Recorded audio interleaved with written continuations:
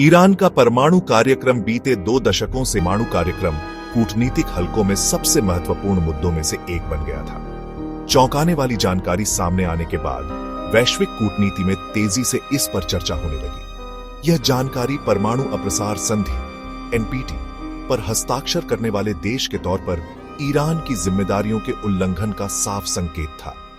उसके बाद पश्चिमी ताकतों के साथ ही रूस और चीन जैसे ईरान के पुराने मित्र भी इसकी निंदा, प्रतिबंध और दबाव बढ़ाने के विभिन्न उपायों और अभियान में शामिल हो गए।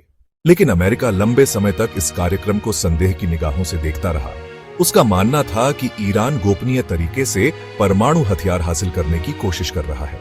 4 अमेरिकी राष्ट्रपतियों George W Bush, Barack Obama, Donald Trump और जो बाइडेन के कार्यकाल के दौरान ईरान का यह परमाणु कार्यक्रम बहस का सबसे अहम मुद्दा बना रहा।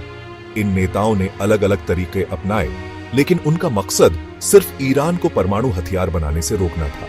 इसकी वजह यह थी कि ऐसी कोई भी संभावना मध्य पूर्व में ताकत का संतुलन बदलने में सक्षम थी। कई विशेषज्ञों का कहना था कि इससे उस क्षेत्र में परमाणु हथियारों के प्रसार का खतरा और बढ़ सकता है। राष्ट्रपति जॉर्ज डब्ल्यू बुश ने साल 2002 में अपने भाषण में उत्तर कोरिया और इराक के साथ ईरान को भी एक्सिस ऑफ इविल यानी बुराई की धुरी बताया था और ईरान पर व्यापक अंतर्राष्ट्रीय प्रतिबंध लगाने के लिए कड़ा दबाव डाला।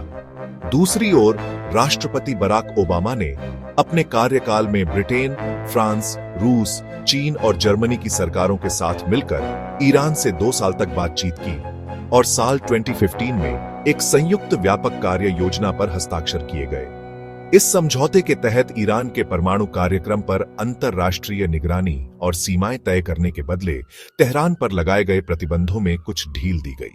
लेकिन राष्ट्रपति डोनाल्ड ट्रंप ने अपने पहले कार्यकाल में अमेरिका को इस समझौते से हटाते हुए ईरान पर एकतरफा तरीके से नए प्रतिबंध लगा दिए थे। इसके जवाब में तेहरान ने समझौते की शर्तों की अनदेखी शुरू कर दी और यूरेनियम संवर्धन की दर को बढ़ाकर 60% तक पहुंचा दिया।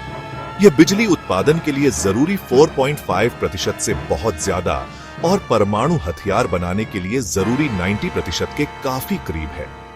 अमेरिका ने बीते सप्ताह ईरान के परमाणु कार्यक्रम के खिलाफ सैन्य अभियान में इसराइल का साथ देते हुए तेहरान के परमाणु संयंत्रों पर बमबारी की। इस हमले का लक्ष्य उन ठिकानों को बर्बाद करना था।